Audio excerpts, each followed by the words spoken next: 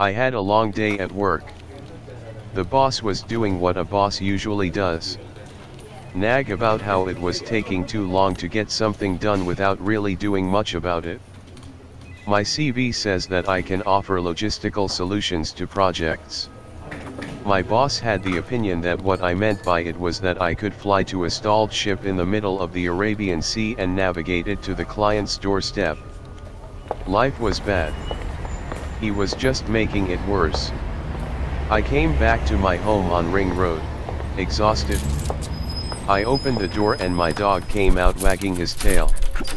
If only he could have been my boss, life would have been easier. In hindsight, my boss was a dog, just not my dog. I put my now heavy side bag on the sofa across the table. Went straight to the fridge and cracked myself open a cold one. The beer was really cold, but so was my life. I had not hooked up with a girl in a while. My work was taking the best of me. I could not do anything about my job, but I certainly could do something about getting the appreciation of a pretty girl. I opened Tinder and started swiping. I must say, there were a lot of pretty girls around me and they were all using Tinder. This is crazy, because except that cute jogger in the park, I had never seen one around here. I guess my job was to blame. I come home pretty late and leave early in the morning. Doing an MBA was not a very good idea. No instant matches. I kept the phone on the table and was about to turn the television on, but just then I heard my phone vibrate. I was expecting it to be a match, but somebody had liked my profile. Nanika Chaudhry. The girl was pretty, long black hair, big eyes, a really good smile. In all her photographs, she wore a sari right down her hourglass figure, missing the floor by 1/4 of an inch. That's a lot of elegance for a Tinder profile. I naturally swiped right. I was already rooting for this one. But I noticed something strange. Her profile showed that she was 150 kilometers away, in some village I had never heard of, ahead of Ajmer. That's weird. The distance filter on my device is set on 50 kilometers and I had not traveled towards Ajmer in almost a year now. I guess this was a glitch. There was no way I could date somebody who was 150 kilometers away, at least not with the job I had. So, I proceeded to unmatch, but before I could, another vibration, and she had already sent me a text. Hi Vishal, I am Nanika, thanks for swiping right on me. I had, but she was too far away. I mean, she was pretty. If I would have seen that she lived so far away, I would have not swiped right on her, and of course if the filter did its job the right way, she would not have come across my profile. Anyways, unlike most other girls on Tinder who behave as if they have done a favor on you by swiping right on you, this one was polite and was even thanking me for swiping right on her. And those eyes with that smile and long hair were too tempting to unmatch. Moreover, given how kindly she had opened the conversation, it would have been rude to unmatch without talking. I was now just making up arguments to override my logistics-driven mind. I was slowly being consumed by how she looked. Lust was taking over logic and I replied, "Hey Nanika, the pleasure is all mine, and I really meant it." She was clearly interested, was all 10 and looked really easy. It was time to get my game on. But then she wrote something I could not imagine her, or for that matter any girl, saying to me on Tinder only a minute into the conversation. She wrote, "Vishal, I love you and I want to be with you. Please never leave me." What the hell, was this a joke? Who says that within a minute of chatting?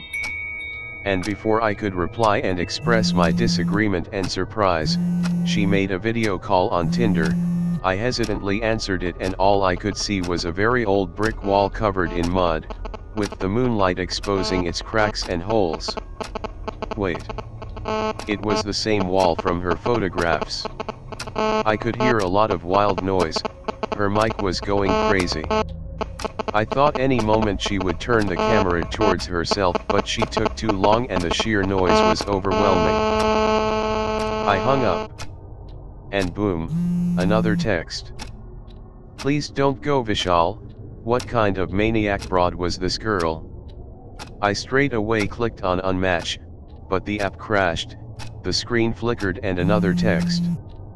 Are you trying to avoid me Vishal? I can't let you go. Why would you do this to me? Why? I wrote, Nanika, I really appreciate you swiping right but you are creeping me out. Vishal, I am coming to you. What the hell? Was this a guy trying to mess with me using a fake profile? I went back to her profile and then what I saw I will never forget. The photographs of her in a sari I told you about, the photographs were the same, but she was missing from those photographs. The one where she stood in front of a wall, now only had the wall I just saw on the video. I scrolled down to the last photograph, all backgrounds, she was nowhere, and the distance below had now changed to 120 kilometers and was reducing while I looked at it. How could she have traveled 30 kilometers in 2 minutes? Was she moving? I was confused. Is this a glitch? What is happening? 115 kilometers, 90 kilometers, 70 kilometers, every time the distance declined, I could feel a strange sensation of panic mixed with a sharp pain in my head. I stood up, 30 kilometers, 5 kilometers and finally, 0. And Chester started barking looking towards me, while he hid under the table. My hair was standing on their ends and the feeling when you feel a presence in the room, when you are alone in the night, this can't be happening to me. In complete fear I realized that Chester was not barking at me, but something behind me. My heart was beating as if it wanted to rip open my chest and escape. My hands were shaking so hard that I dropped my phone on the floor. My breath was deep. Chester was not barking now, he was crying. I could feel fear taking over, running down my spine into my legs. My hands had given away already, and now my legs were feeling heavy.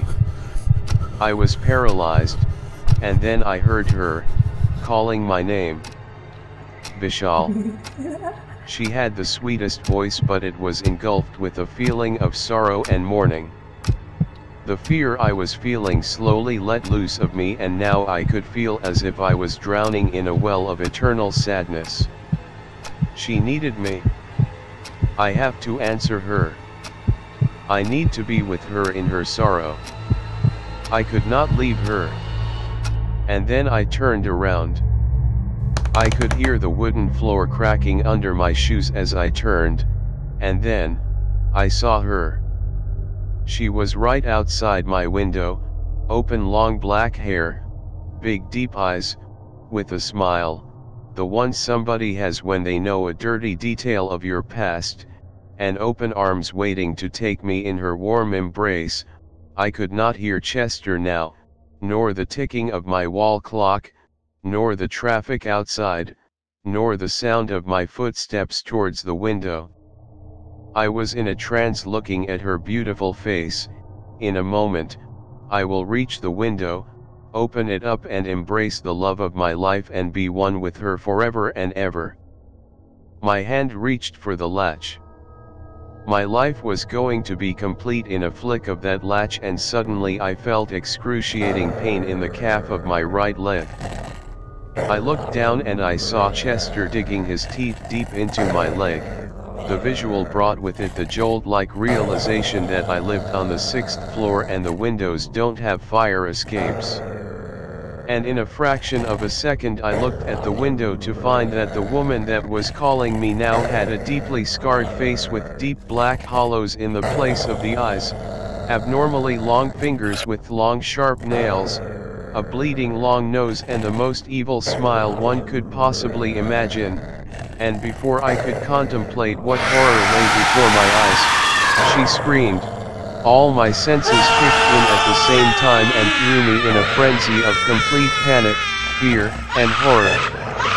I was so afraid that my vision started blurring as I started screaming, paralyzed at the spot I was standing on. My heart was going to explode any time now and my brain could not handle it. I was about to faint and fall through the glass window when Chester pulled my leg, threw me off foot and dragged me towards the other corner of the room.